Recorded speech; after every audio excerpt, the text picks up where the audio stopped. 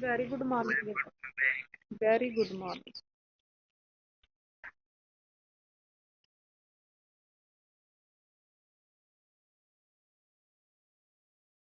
Test check हो गया था सभी का ना?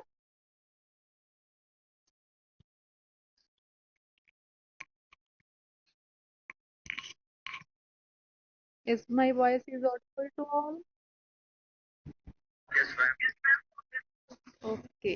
अच्छा था, सभी ने अच्छा अटेम्प्ट किया था। कोशिश बहुत अच्छी थी सभी की, ठीक है। आगे और अच्छा ट्राई करना। और जो हमारा नेक्स्ट है, आज हमें चैप्टर तो न्यू स्टार्ट करना है, प्रोजेक्टाइल, ठीक है। और जो न्यूमेरिकल शो हो रहा है आपको, ये प्रोजेक्टाइल चैप्टर का ही है। बट इसका जो रिलेशन है, हमने पहले वेक्टर किया ना चैप्टर, ये वेक्टर चैप्टर का न्यूमेरिकल है जो इसमें डाला हुआ है, ठीक है। और जो ऐसे न्यूमेरिकल होते हैं जो इम्पोर्टेंट भी होते हैं, ठीक है, और आपको आगे भी काम आएंगे कॉम्पिटेटिव एग्जामिनेशन में। तो जे मैं आपसे पहले डिस्कस करना चाहती हूँ, उसके बाद हम न्यू कंसेप्ट स्टार्ट करेंगे प्रोजेक्टाइल। ओके। तो हमारे पास जो वेक्टर्स होते हैं उसके रिलेटेड मैंने आपको एंगल बताना था कि एंगल कैसे फाइंड करते हैं टू वेक्टर्स के बीच। तो जो दो वेक्टर हैं उसकी दो टाइप की प्रोडक्ट होती है, ठीक है। वो हमारा लास्ट चैप्टर में डिस्कस करना रह गया था, बुक में नहीं है और मैंने अपनी तरफ से बताना था दिया आपको। तो आप अब ध्यान से सुन लो, ठीक है। जैसे हमारे पास मान लो A vector and B vector, two vectors हैं।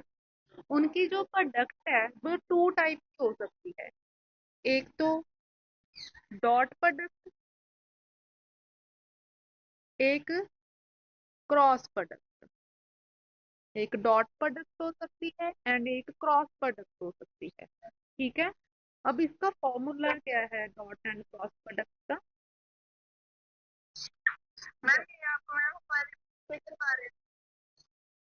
जैसे जो न्यूमेरिकल शो हो रहा है जी आपकी बुक में से ही है, बट जो मैं एंगल वाला कंसेप्ट बता रही हूँ जी मॉडर्न की बुक में क्लियर नहीं किया हुआ, बट आपको है जिस लेवल में। जैसे हमारे पास A vector dot B vector means dot product करनी है किसी भी टू वेक्टर्स के बीच, तो वो आएगी A B cos theta. Okay.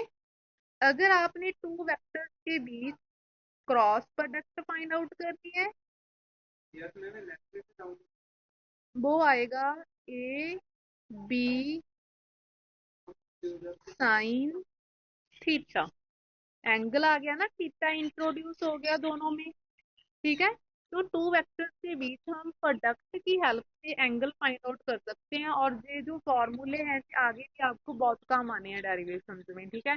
कहीं भी लग जाता है अगर हमने वेक्टर को ओपन करना है, उसकी मैग्नीट्यूड फॉर्म में लेकर आना है और बीच में जो डॉट या फिर क्रॉस शो हो रहा है उसे हम ऐसे ओपन कर सकते हैं, डॉट वाले को ए बी कॉस थीटा से एंड क्रॉस वाले को ए बी साइन थीटा से। Is it clear to all?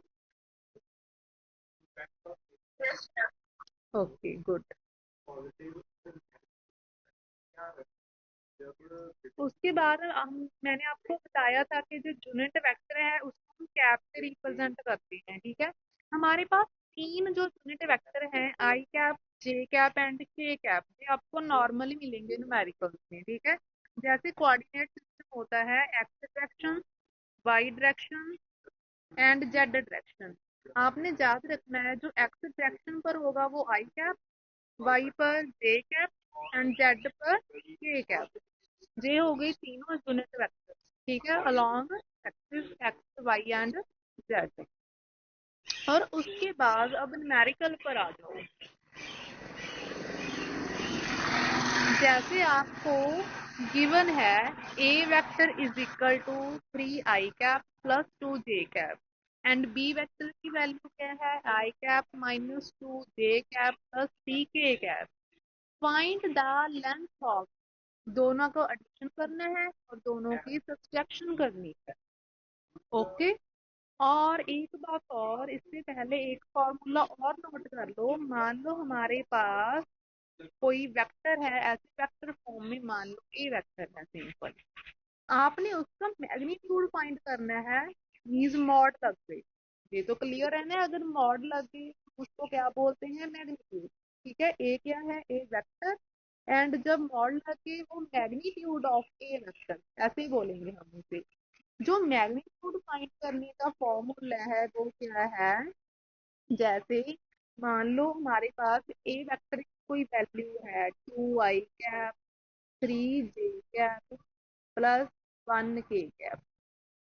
A vector आपको गिवन है, उसका मैग्नीट्यूड आपने निकालना है, उसका फॉर्मूला है, आप स्क्वायर रूट लेंगे सबसे पहले, फिर जो आई कैप का कॉफिशेंट है उसकी स्क्वायरिंग होगी, प्लस जो जे कैप का है उसकी स्क्वायरिंग होगी, प्लस जो के कैप का है उसकी स्क्वायरिंग होगी। सॉल्व आउट करके जो भी आंसर आ जाएगा आपका, ठीक है, वो क्या है, मैग्नीट्यूड आ जाएगा उसके आंसर का। क्लियर है। और जो अब करना है आपको, ए वेक्टर दिया हुआ है, बी वेक्टर दिया हुआ है, उन्होंने क्या पूछा है, ए प्लस बी का magnitude and A minus B का मैग्नीट्यूड। तो साफ दिखाई दे रहा है, पहले आप ए एंड बी को यूज करके ए प्लस बी की वैल्यू निकालोगे, सिंपल एडिशन करना है, फिर ए माइनस बी निकालोगे, सब्ट्रैक्शन करनी है। अब एडिशन एंड सब्ट्रैक्शन कैसे करनी है, जैसे हमारे पास जो ए की वैल्यू थी वो क्या थी, 3i cap +2j cap, and B की क्या है, i कैप -2j +t के। आपने इस बात का ध्यान रखना है कि जो भी डिजिट वेक्टर मिक्स है, जैसे ए की वैल्यू में के नहीं है, इट मीन्स उसका जो मैग्नीट्यूड है वो जीरो है मीन्स उसकी जो वैल्यू है, कॉफिशिएंट है, वो जीरो है। ठीक है, तो आपने के की प्लेस पर जीरो यूज कर लेना है। तो इसका जो माइनस है, आई में से आई वाला होगा, प्लस हो रहा है सॉरी, ठीक है, जो प्लस है आई से आई वाला होगा, means 3i cap +1i cap equal to 4i cap. उसके बाद जे +2 एंड -2, ये दोनों तो कैंसिल हो गए। उसके बाद के, ए में तो के वाली टर्म ही नहीं है, मीन्स जीरो है। बी में क्या है, 3, तो प्लस सी क्या आ गया, से हो गया दोनों का प्लस। उन्होंने क्या पूछा है, A vector plus B vector, उसका magnitude, and A vector plus B vector की वैल्यू तो हमारे पास कितनी आ गई, 4i cap +0j cap +3k cap. ठीक है, अब हमने इसका मैग्नीट्यूड निकालना है, मैंने लगा दिया इस पर मॉड। मॉड लगाने के बाद जो चेंज आएगा, आपने नेक्स्ट स्टेप में लगाने हैं मॉड बेटा, ठीक है। तो 4 का स्क्वायर +0 का स्क्वायर +3 का स्क्वायर। क्लियर है सभी को। ऐसे सॉल्व करके हमारे पास क्या आ गया, इसकी वैल्यू 5 आ गई, मीन्स रूट में 25 आ गया था। ठीक है, स्क्वायर रूट सॉल्व करके हमारे पास 5 आ गई ए प्लस बी की वैल्यू। ऐसे हमने ए माइनस की वैल्यू निकालनी। ठीक है, 3i में से 1i माइनस कर दिया, और जे में से जे वाला माइनस कर दिया, ये जीरो है, जीरो में सी को माइनस कर दिया तो -3 आ गया हमारे पास। ये ए माइनस बी की वैल्यू थी, उसका मैग्नीट्यूड निकालने के लिए स्क्वायर रूट कर दिया, जो फॉर्मूला मैंने बताया था वो लगा दिया था। ठीक है, और एक बात और सुन लो, जो भी मैं इस रिलेटेड सारे पॉइंट बोल रही हूँ बेटा, इसे नोट कर लेना बाद में, ठीक है, अभी मैं बाहर हूँ, घर जाकर मैं आपको नोटबुक पर लिख कर भी सेंड कर दूँ, ठीक है।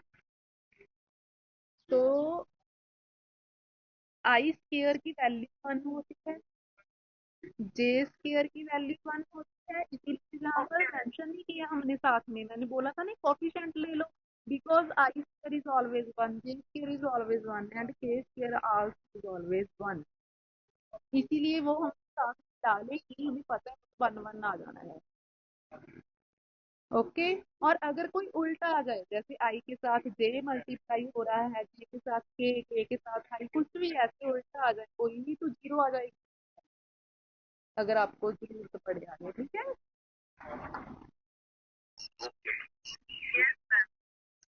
गुड। नेक्स्ट है आपका find the unit vector parallel to the resultant of the vector. अब उन्होंने क्या बोल दिया, ए वेक्टर दे दिया आपको, बी वेक्टर दे दिया आपको। ठीक है, आपने क्या करना है, उसमें रिजल्टेंट फाइंड आउट करना है पहले। बोला है ना रिजल्टेंट, तो रिजल्टेंट क्या होता है, दोनों वेक्टर्स का प्लस। दोनों वेक्टर्स का प्लस करोगे आंसर आ जाएगा, वो बता देना है उन्हें। उन्होंने मैग्नीट्यूड नहीं पूछा इसमें। ओके, ये थोड़ा सा पार्ट आपका जो वेक्टर में आपको मैंने समझाना था वो अब डिस्कस कर लिया। और इसके बाद आपका न्यू कंसेप्ट आता है नेक्स्ट चैप्टर का, मोशन इन अ प्लेन में ये प्रोजेक्टाइल। और जो मोशन इन अ प्लेन है, उस चैप्टर में जो पहले 5 टॉपिक्स हैं वो हमने नहीं करने, हमें नहीं जरूरत उन्हें करने की अभी।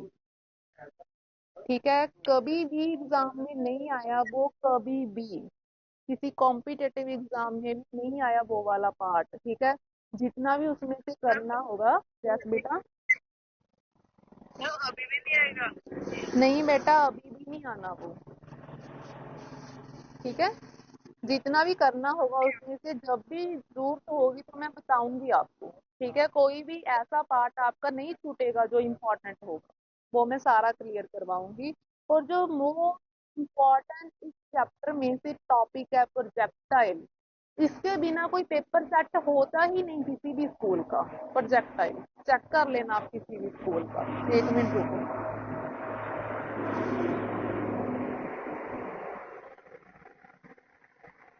जस्ट ठीक है, most most most most important topic है +1 के लिए भी और आगे कॉम्पिटेटिव एग्जाम के लिए भी। ओके, ध्यान से सुनना कि प्रोजेक्टाइल होता क्या है। Any object projected into space और एयर। अब हम आमने सामने नहीं है, आप मान लो मेरे हाथ में चाक है, मान लो मैंने ऐसे ही फेंक दिया उसे। आप अपने पास कोई भी पेन की कैप फेंक कर देखो, आप ऐसे नीचे उसका पाथ देखो वो कैसे जा रहा है। जैसे पैराबोला हो वैसा पाथ कवर करेगी वो ऑब्जेक्ट। जैसे ये चीज है, मैंने ऐसे फेंक दी, ऐसे जाएगी वो नेचुरली। देखो ट्राई करके सभी। ठीक है, कोई भी चीज है, पेन की कैप फेंक कर देख लो, वो ऐसे जाएगी नीचे। ठीक है, और जो जे उस कैप का मोशन था ना, हमने तो छोड़ दिया उसे फेंक कर। छोड़ने के बाद तो हम उसे कोई फोर्स नहीं दे रहे हैं ना, कुछ भी अप्लाई नहीं कर रहे उस पर, वो अपने आप नीचे जा रही है। जस बेटा। मैम वो तो ऐसे गई ना जैसे आप बता रहे। आपने कैसे फेंकी है? एंगल पर भी डिपेंड करता है, बाद में केस आएंगे। ठीक है, जाएगी, हल्के से मारो ऐसे, आपने ज्यादा जोर से लगा दिया होगा और एंगल चेंज हो गया होगा उसका। एंगल पर भी डिपेंड करते हैं। ठीक है, जो हमारा प्रोजेक्टाइल का नेक्स्ट केस है वो एंगल का है। ठीक है, जाएगी ऐसे ही जाएगी, नेचुरल फिनोमिना है जी। जैस सवाल ही नहीं पैदा होता कि जे पास फॉलो ना करे। और उस पेन को फेंकने के बाद हमने तो एक बार छोड़ दिया ना उस ऑब्जेक्ट को, वो किस फोर्स के अंदर अपने आप नीचे गई है, acceleration due to gravity. Mean वो फ्री एयर में थी, हमने तो एक बार उसे फोर्स लगाकर छोड़ दिया, उसके बाद हमने उसे टच नहीं किया। ठीक है, वो जो कैप का मोशन था ना सारा ऊपर से लेकर नीचे जाने तक का, वो प्रोजेक्टाइल है। ठीक है, उस कैप को उस टाइम हम प्रोजेक्टाइल के फिनोमिना में बोलेंगे, कोई भी ऑब्जेक्ट को। और जो वो पाथ फॉलो कर रही है उसे ट्रजेक्टरी बोलेंगे। और जो प्रोजेक्टाइल का पाथ होता है ना वो पैराबोलिक होता है। अब मैं इसकी डेफिनेशन रीड करती हूँ, साथ में एक्सप्लेन करती हूँ, और आपने ध्यान से सुनना है। Projectile, any object projected into space और एयर। कोई भी ऑब्जेक्ट जो प्रोजेक्ट की जाए, ऐसे फेंकी जाए स्पेस में, सच दैट, इस तरह, it moves under the effect of gravity alone. कोई और फोर्स उस पर नहीं लग रही है, सिर्फ और सिर्फ ग्रेविटी ही लग रही है, वो ग्रेविटी के कारण ही नीचे जानी चाहिए। It called a projectile. उसे हम क्या बोलेंगे उस टाइम, उस प्रोजेक्ट को, ऑब्जेक्ट को हम क्या बोलेंगे, projectile. The path followed by the projectile means, इस फिनोमिना में जो वो ऑब्जेक्ट है वो कौन सा पाथ फॉलो कर रही है, उसे हम क्या देंगे, ट्रजेक्टरी। ठीक है, और इसमें ट्रजेक्टरी क्या होगी, पैराबोलिक होगी। यही हमें ड्राइव करना है डेरिवेशन के थ्रू, और प्रूफ देना है हाँ कि वो प्रोजेक्टाइल की इक्वेशन ही बन रही है एंड में। Is it clear to all? सिर्फ इतना क्लियर है सभी को कि प्रोजेक्टाइल होता क्या है? Just please. ओके। और ये था आपका टॉपिक 3.06। इसमें से सिर्फ इतना ही करना है जो मैंने लिखा है, कुछ एक्स्ट्रा नहीं करना। अब आ जाओ आप नेक्स्ट टॉपिक पर 3.07, projectile fired parallel to horizontal. इसमें जो थ्रेटिकल है, थोड़ा सा लाइन जो कंसिडर है वो लिखना है, वो आपने जरूर लिखना है बुक में, ज्यादा नहीं लिखना, 2 से 6 टाइम्स है, डायग्राम थोड़ी एक्सप्लेन हो सके, ठीक है, पता चले कि डायग्राम में क्या हो रहा है, और मैं आपको वर्बली एक्सप्लेन करूंगी। सबसे पहले आपको जो क्लियर ही होगा, जो ऐसी लाइन होती है वो हॉरिजॉन्टल होती है, जो इस टाइप होती है वो वर्टिकल होती है, ठीक है। और जो इस टॉपिक में हमने एक्स को क्या लेना है, horizontal, as a horizontal use करेंगे जहाँ पर एक्स आएगा। और अगर वर्टिकल की बात कर रहे हैं, जो हम वेरिएबल लेंगे वो वाई लेना है। अगर एक्स आ गया इट मीन्स हॉरिजॉन्टल की बात चल रही है, और अगर वाई आ गया इट मीन्स वर्टिकल की बात चल रही है, ठीक है। और टॉपिक स्टार्ट करने से पहले एक बात और डिस्कस करनी है, जो प्रोजेक्टाइल है, मींस जो भी ऑब्जेक्ट प्रोजेक्टाइल मोशन के अंदर आती है, प्रोजेक्टाइल मोशन को फॉलो करती है। प्रोजेक्टाइल है क्या, 2 डायमेंशनल है, ठीक है। 2 डायमेंशनल प्रॉब्लम को सॉल्व करने के लिए हमारे पास कोई भी डायरेक्ट मेथड नहीं है। एक बार फिर से सुन लो, 2 डायमेंशनल क्वेश्चन की प्रॉब्लम सॉल्व करने के लिए हमारे पास कोई भी डायरेक्ट मेथड नहीं है। तो हमने क्या किया, उसे स्प्लिट कर लिया, 1 डायमेंशनल, 1 डायमेंशनल। एक 1 डायमेंशनल की हम इक्वेशन बनाएंगे हॉरिजॉन्टल, एक 1 डायमेंशनल इक्वेशन हम बनाएंगे वर्टिकल। दोनों इक्वेशंस को यूज करके कंबाइन करके हमारे पास फाइनल इक्वेशन आ जाएगी, और जो फाइनल इक्वेशन होगी वो हम 2 डायमेंशनल की इक्वेशन बोल देंगे। Is it clear to all? Very good. तो अब आ जाओ जो हमारा मेन है डेरिवेशन। इसमें क्या है, ग्राउंड, ये ग्राउंड है। आपने जो ऑब्जेक्ट फेंकी, ठीक है, वो ग्राउंड से थोड़ी हाइट से फेंकी, जैसे आपने अभी कैप फेंकी, वो ग्राउंड से टच करके तो नहीं ऊपर की तरफ फेंकी ना, थोड़ी हाइट से, जहां पर आप बैठे होंगे क्लास लगा रहे हैं वहां से आपने नीचे की तरफ फेंक दी। तो उसका जो मोशन था, उसकी जो डायग्राम अगर हमने बनानी हो बिल्कुल ऐसे ही बनेगी जो शो हो रही है, ठीक है। और जी वाला उसका पाथ है, उसके पाथ में से अब पूरा पाथ तो हम ऑब्जर्व नहीं कर सकते, बहुत से पॉइंट होंगे पूरे पाथ पर, तो ठीक है। तो हमने एक ऑब्जर्वेशनल पॉइंट ले लिया पी, मीन्स जो भी हमारी ऑब्जर्वेशन होगी इस पॉइंट पर उस ऑब्जेक्ट का मोशन जो भी चल रहा है उसमें उसकी होगी, ठीक है। कि टी टाइम पर मान लो जो ऑब्जेक्ट है हमारी पी पॉइंट पर है, पी पॉइंट पर उसने कितना जो डिस्टेंस कवर कर लिया हॉरिजॉन्टली, कितना वर्टिकली कर लिया, ठीक है, हमने वो डिस्कस करना है, ठीक है। और जो उसने हॉरिजॉन्टली किया ये रिप्रेजेंट किया है एक्स से, जो उसने वर्टिकली किया ये रिप्रेजेंट किया है वाई से। जहां तक किसी भी बच्चे को कोई भी डाउट हो तो अभी क्लियर कर लो। ओके। तो उसके बाद मैंने आपको पहले ही बोला था कि हम 2 डायमेंशनल जो भी प्रॉब्लम वन वन करके सॉल्व करेंगे, एक हॉरिजॉन्टल एंड एक वर्टिकल। तो हम इस डेरिवेशन में भी 2 इक्वेशन बनाएंगे। फर्स्ट है मोशन अलोंग हॉरिजॉन्टल, और उसके बाद जो सेकंड इक्वेशन बनाएंगे मोशन अलोंग वर्टिकल, ओके। और इसमें जो हमने इक्वेशन यूज करनी है वो कौन सी करेंगे, s is equal to u t plus half a t square, ठीक है, जो हमारी सेकेंड इक्वेशन थी मोशन की। जहां पर आ जाओ पहले, to find the position of projectile at time t, ठीक है। टी टाइम पर जो प्रोजेक्टाइल था वो कहाँ पर था, ऑब्जेक्ट कहाँ पर थी, ये फाइंड करने के लिए हमने मोशन की इक्वेशन लगा दी। इक्वेशन अब हमने एक्स की टर्म में लेना है, क्यों? क्योंकि हम हॉरिजॉन्टल की बात कर रहे हैं, मैंने पहले ही क्लियर कर दिया है, जहां पर हॉरिजॉन्टल वर्ड आएगा वहां पर हम एक्स यूज करेंगे। ठीक है, तो जो उसकी डिस्प्लेसमेंट हुई है, ठीक है, उसे हम क्या लिखेंगे अब एक्स की प्लेस पर? एक्स। यू के फुट में भी छोटा सा एक्स डाल देना है ताकि पता चल सके जो यू एक्स है, जो इनिशियल वेलोसिटी हॉरिजॉन्टल लाइन में देख रहे हैं, हम हॉरिजॉन्टल मोशन में देख रहे हैं। ऐसी ए के फुट में भी छोटा सा एक्स डाल देना है हमने, ठीक है, ताकि पता चल सके कि ये पूरी इक्वेशन हॉरिजॉन्टल की है।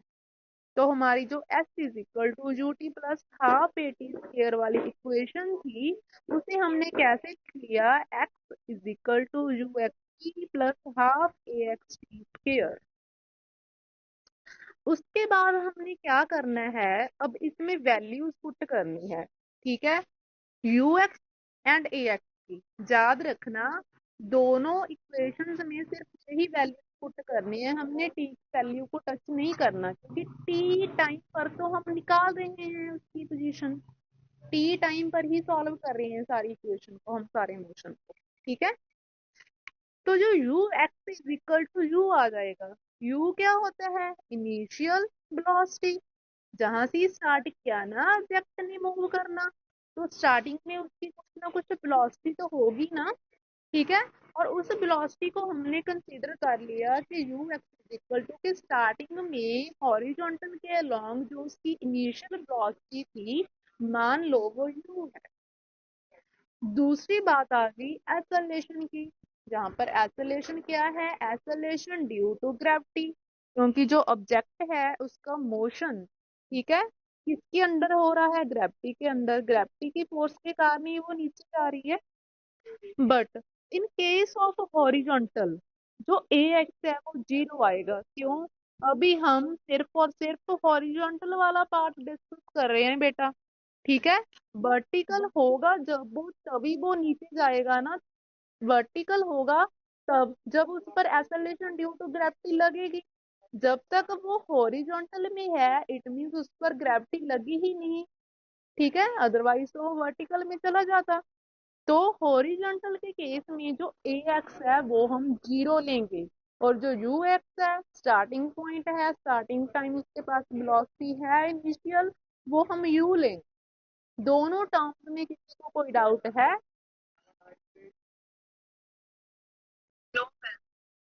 ओके, उसके बाद हमने जो दोनों वैल्यूज थी इसमें पुट कर देनी है इस इक्वेशन में। ठीक है, नेक्स्ट पेज शो करती हूँ। जस्ट ये रही। ठीक है, इस इक्वेशन में दोनों पुट कर दी। यू एक्स की प्लेस पर यू आ गया, ए की प्लेस पर जीरो आ गया, x is equal to u t. जहां से हमने टी की वैल्यू निकालकर इस इक्वेशन को यहीं पर ही छोड़ देना है, और जो टी की वैल्यू है वो एक्स अपॉन यू आ गई हमारे पास, इसको इस इक्वेशन नंबर 1 दे दिया हमने। ठीक है, नेक्स्ट सुनो, मोशन अलोंग वर्टिकल। अब मोशन अलोंग वर्टिकल में जो जे पॉइंट है बस यही डिस्कस करने वाली है, बाकी तो हमने सिंप्लीफिकेशन ही करनी है। ठीक है, अब इसमें जो इनिशियल वेलोसिटी है यू वाई, वो जीरो आ जाएगा।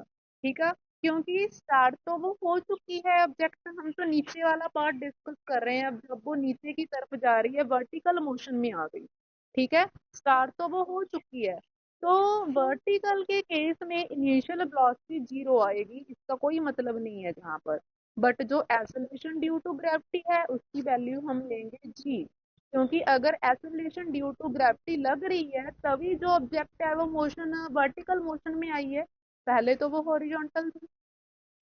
Is it clear to all?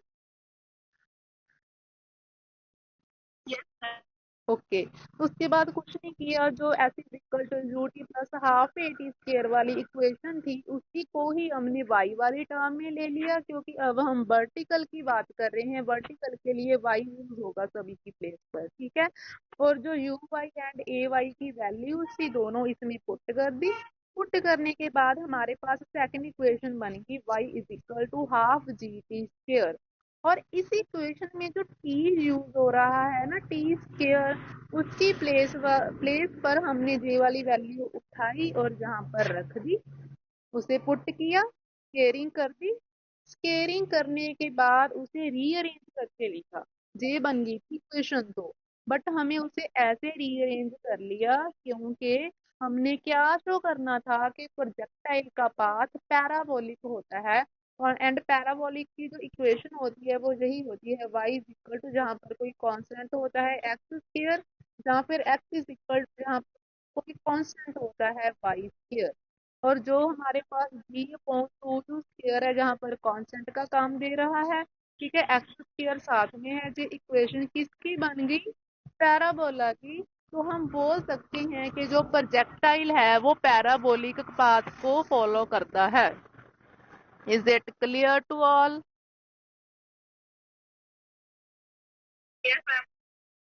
Okay बेटा, आज के लिए इतना बहुत है, आप इसे रिवाइज कर लेना क्योंकि बहुत इंपॉर्टेंट टॉपिक है। जो इससे नेक्स्ट वाला है जो 50% चांस वाला है, इससे जो नेक्स्ट वाला है जो वो 100% है। अगर आपको ये समझ में आएगा इसके बाद ही वो कर सकेंगे हम।